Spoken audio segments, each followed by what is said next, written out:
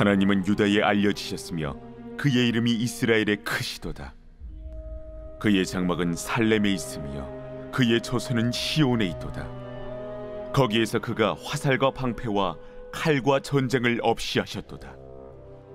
주는 약탈한 산에서 영화로우시며 존귀하시도다. 마음이 강한 자도 가진 것을 빼앗기고 잠에 빠질 것이며 장사들도 모두 그들에게 도움을 줄 손을 만날 수 없도다.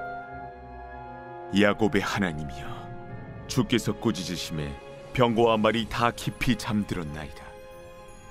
주께서는 경외받을 이시니 주께서 한번 노하실 때에 누가 주의 목전에 서리이까. 주께서 하늘에서 판결을 선포하심에 땅이 두려워 잠잠하였나니 곧 하나님이 땅의 모든 온유한 자를 구원하시려고 심판하러 일어나신 때에로다.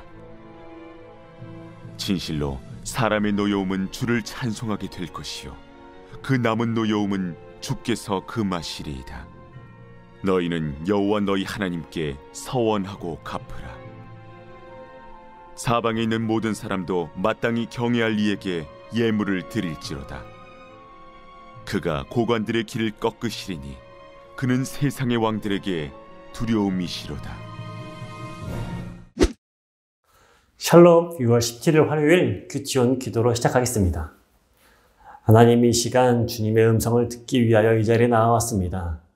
저희들의 지혜로서는 이 세상을 감당할 힘이 없고 능이 없기 때문에 주님의 말씀으로 충만하고 오직 성령으로 충만할 때에만 저희들이 믿음으로써 승리할 수 있는 자세들을 가질 수 있으니 주여, 이 시간 함께 묵상하며 나아갈 때에 이 세상의 지혜로서도 감당할 수가 없고 이 세상의 모든 것으로도 감당할 수 있는 믿음의 자세들과 믿음의 밭을 허락하여 주옵소서.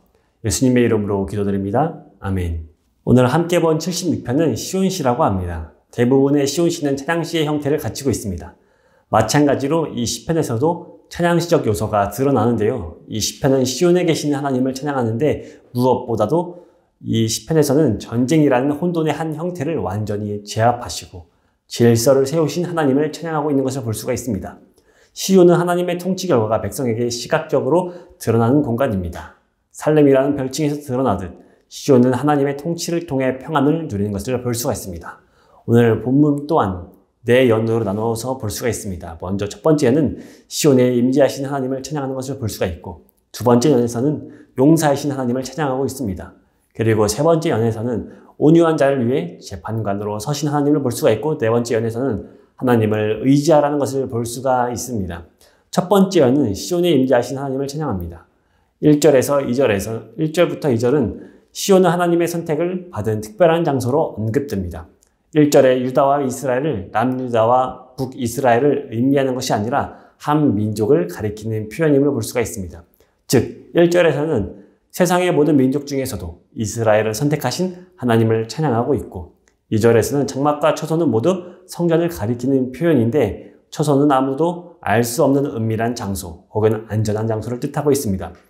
3절은 하나님은 이스라엘을 구속하시기 위해 기꺼이 전쟁을 수행하시는 분이심을 보여주고 있습니다. 궁극적으로 하나님의 승리를 통해 더 이상 전쟁이 일어나지 않게 하시는 것이죠.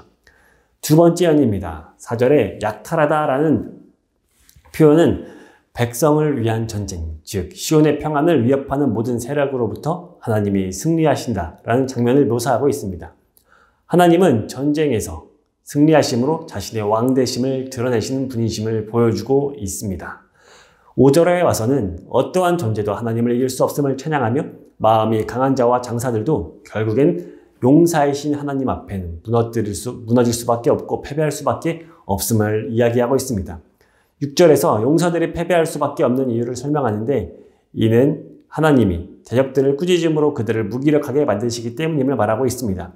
여기에서는 홍해 사건을 암시하고 있는데, 이 사건이 언급되는 이유는 백성을 위해 싸우시는 하나님의 모습이 홍해 사건 가운데 가장 분명히 나타났기 때문입니다. 7절에서 시인은 하나님은 경외받을 분임을 선언하고 있습니다. 누구도 노하신 하나님 앞에 설 수 없습니다. 하나님의 노하심은 무질서 속에서 질서를 세워가는 강력한 힘이시기 때문입니다. 세 번째 연 8절에서 10절 말씀입니다. 하나님을 재판장으로 묘사하고 있습니다.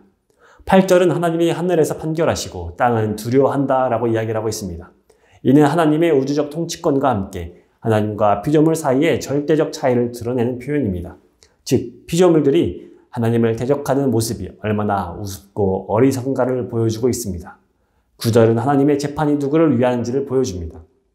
하나님이 재판장으로 서신 이유는 땅의 모든 온유한 자, 즉 하나님을 위해 삶의 현장에서 위기를 겪는 하나님의 백성을 구원하기 위함입니다. 10절은 사람들의 노여움이 하나님을 찬송하게 될 것이며 그 남은 노여움은 하나님이 금하신다고 언급하시며 이어지는 11절에서 모든 사람에게도 동일하게 적용될 것이라 라고 말씀을 하고 계십니다.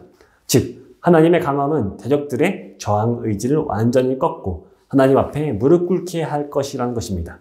그리고 그들의 노여움은 찬송으로 바뀌어버릴 것입니다. 하나님의 강함은 더 이상 어떠한 노여움도 풀지 못할 것입니다. 그러므로 마지막 네 번째 연에서는 시인은 하나님을 의지하라 라고 말하고 있습니다. 언약 백성들로 하여금 철저히 경배를 받기 위한 하나님의 목적이 성취됩니다. 서원하고 갚으라는 말씀을 바로 이스라엘 자신들의 구원에 대해 온전히 하나님의 은혜임을 감사하고 감사의 표시로 경배하라라는 의미입니다. 하나님의 공의의 심판을 통하여 모든 열방들이 철저히 하나님께 굴복하여 순종하게 됩니다. 고관들의 길을 꺾으리니 다른 사람을 압제하고 괴롭히는 방백들에 대한 심판을 통해 만국 백성들이 하나님의 능력을 찬양하며 경외할 것입니다. 찬양은 노래와 다릅니다. 흥겨운 리듬 속에서 스트레스를 해소하거나 가사 내용으로 위로받는 것은 찬양이 아닙니다. 오늘 말씀과 같이 나왔던 이 찬양은 하나님을 바로 만나는 것입니다. 성도는 말씀 안에서 하나님이 누구신지를 깨닫고 찬양받기에 합당하신 주님께 새 노래로 함께 찬양을 해야 합니다. 그 크신 하나님이 보잘것없는 우리의 아버지가 되심을 함께 찬양하며 나아가도록 하겠습니다. 묵상 질문입니다. 하나님께서는 선하심을 믿고 계시나요? 하나님은 선하십니다. 그렇기 때문에 우리도 선해야 합니다. 불의하다 여겨지는 것 모두 주께서 재판하실 것입니다.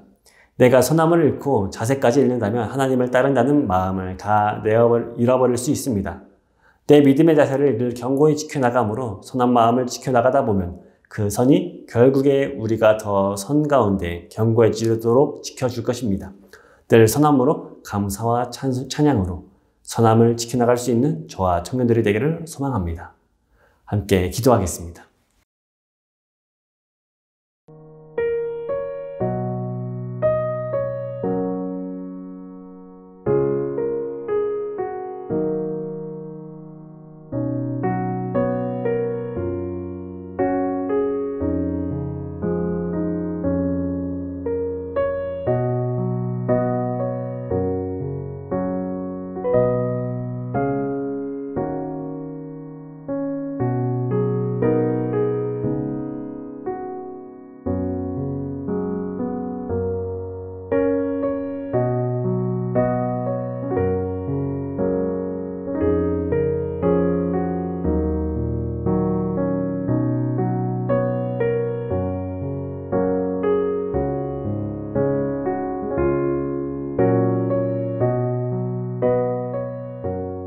선하신 하나님 감사합니다.